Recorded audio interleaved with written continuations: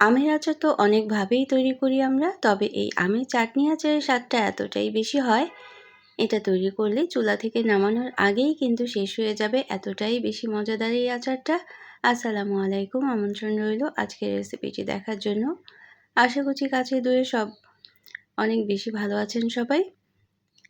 তো রেসিপিটি ভালো লাগলে লাইক, কমেন্ট এবং শেয়ার করে পাশে থাকতে পারেন এবং চ্যানেলটাকে সাবস্ক্রাইব করে নিতে পারেন। এই আমের চাটনি আচারটা বানানোর জন্য উপকরণ কিন্তু খুব কম লাগে, কম তেলে এবং খুব সহজভাবে যদি কোনো আচার তৈরি করে নেওয়া যায় তাহলেই কিন্তু এই আচারটা তৈরি করে নিতে পারেন। তো আমি 4 থেকে 5টা আম কেটে নিয়েছি এবং উপরের স্কিনটা ফেলে দিয়ে এভাবে টুকরো করে ছোট টুকরো করে কেটে নিয়েছি এবং পানিতে ভিজিয়ে রাখবো।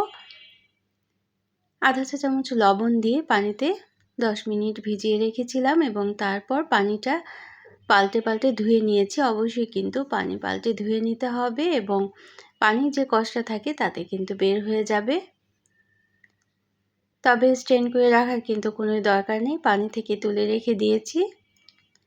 তো অন্যান্য উপকরণ নিয়ে নিলাম, এখানে চিনি নিয়ে নিয়েছি আধা কাপের একটু বেশি, এটা হচ্ছে 5 ফোড়ন, সর্ষে নিয়েছি, সর্ষে দানা এবং মৌরিটা নিয়েছি। মৌরির স্বাদটা অনেক বেশি ভালো লাগে যে কোনো আচারে, 5 ফোড়নে যদিও থাকে তবে আলাদা করে একটু দিলে স্বাদ কিন্তু দ্বিগুণ বেড়ে যাবে। আর রসুন, শুকনো মরিচ এবং তেজপাতা নিয়ে নিলাম।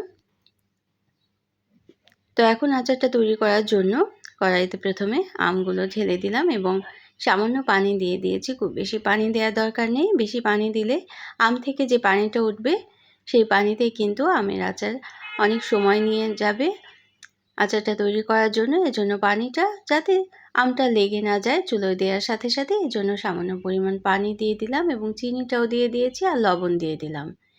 তো এই 3টা উপকরণ একসাথে করে কিন্তু জাল করে নিতে হবে বেশ কিছুক্ষণ সময় নিয়ে। তবে অনেকে চাইলে কিন্তু এই আমের আচারটা তৈরি করার জন্য আম ব্লেন্ডার করে নিয়ে নেন, তবে তার কিন্তু কোনো দরকার নেই। এখনকার বাজারে যেসব আম পাওয়া যায় আমগুলো কিন্তু অনেক কচি ধরনের থাকে এবং আঁটি হয়নি এমন আম দিয়ে যদি তৈরি করেন তাহলে কিন্তু এটা খুব সহজে এবং তাড়াতাড়ি কিন্তু ভেঙে ভেঙে যাবে।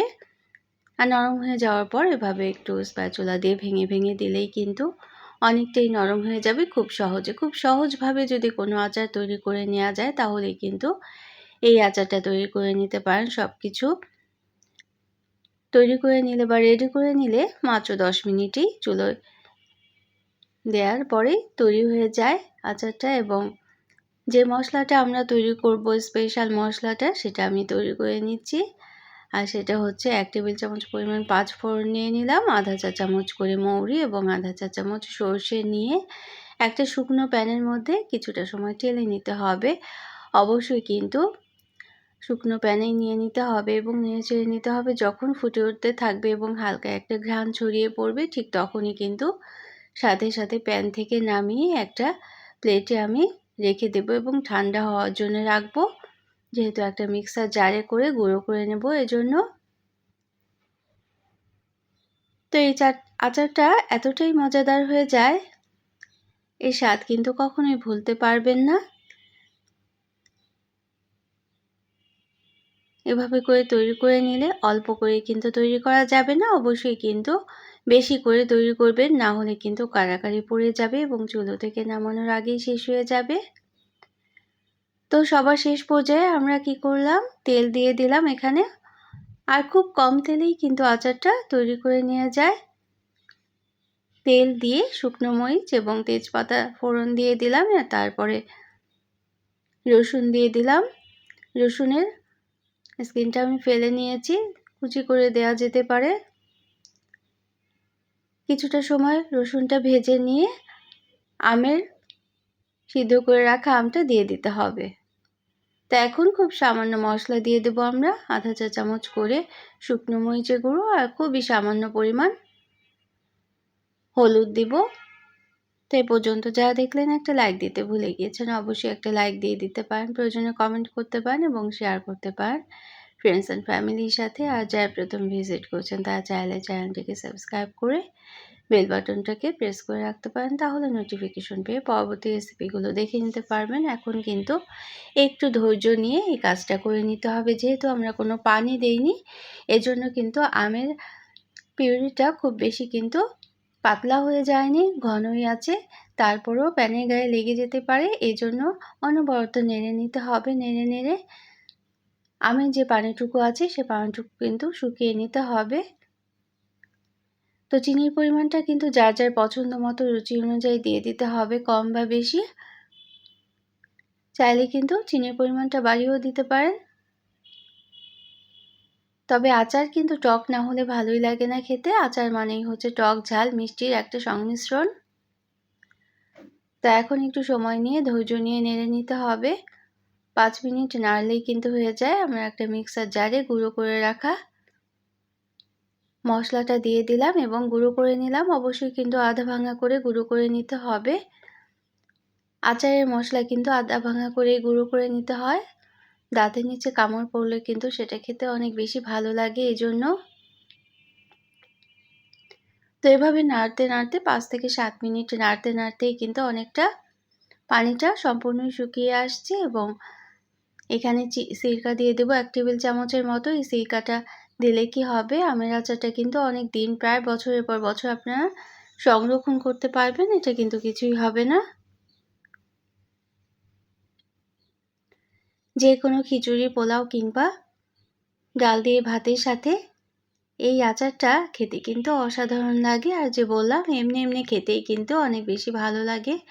এক বসাতেই সম্পূর্ণ আচারটা খেয়ে নেওয়া যাবে, এতটাই মজাদার এই আচারটা। 1 চা চামচ পরিমাণ এই মশলা আমি দিয়ে দিলাম উপর দিয়ে ছড়িয়ে। একদম নামানোর আগেই কিন্তু এই মশলাটা দেওয়ার চেষ্টা করবেন, তাতেই কিন্তু এই স্বাদটা ভালো থাকবে। তো আমার চ্যানেলে কিন্তু আরও আচারের রেসিপি আছে, সেগুলো কিন্তু দেখে নিতে পারবেন, আই বাটনে দেয়া থাকবে।